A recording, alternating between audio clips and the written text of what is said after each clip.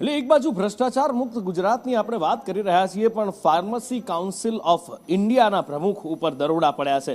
જે હા, મોન્ટુ પટેલના ઘર ઉપર ઝુંડાલમાં એમનું ઘર આવેલું છે અને એમના ઘર ઉપર આ દરોડા પડ્યા છે અને એ દરોડા અધ્યક્ષ ફાર્મસી કાઉન્સિલ ઓફ ઇન્ડિયાના અધ્યક્ષ ઉપર આ દરોડા પડતા ઘણા બધા સવાલો થઈ રહ્યા છે। સીબીઆઈના દરોડા પડ્યા છે। દિલ્હી ઓફિસ અને નિવાસ સ્થાને પણ સીબીઆઈ દ્વારા તપાસ કરવામાં આવી રહી છે અને કોંગ્રેસે ગંભીર આરોપ લગાવ્યા છે।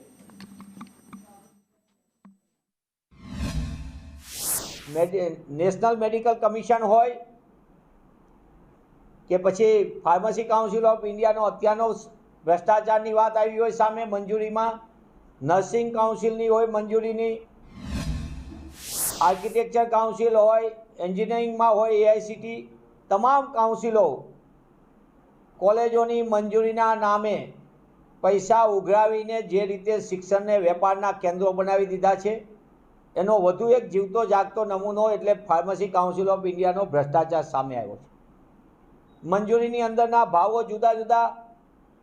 હું આપના માધ્યમથી પૂછવા માગું છું કે ડબલ એન્જિનની સરકાર, ગુજરાતમાં પણ ભાજપાની સરકાર, સ્ટેટ ફાર્મસી કાઉન્સિલમાં શું ચાલી રહ્યું છે?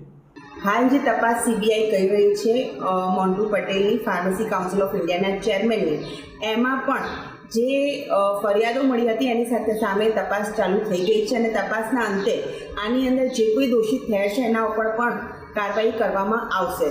તો આ તપાસ હું કોંગ્રેસના નેતાઓને કહી દઉં કે આટલી જોશજોશથી ચીસો પડવાની જરૂર નથી। આ કોંગ્રેસ તપાસ કરી નથી રહી।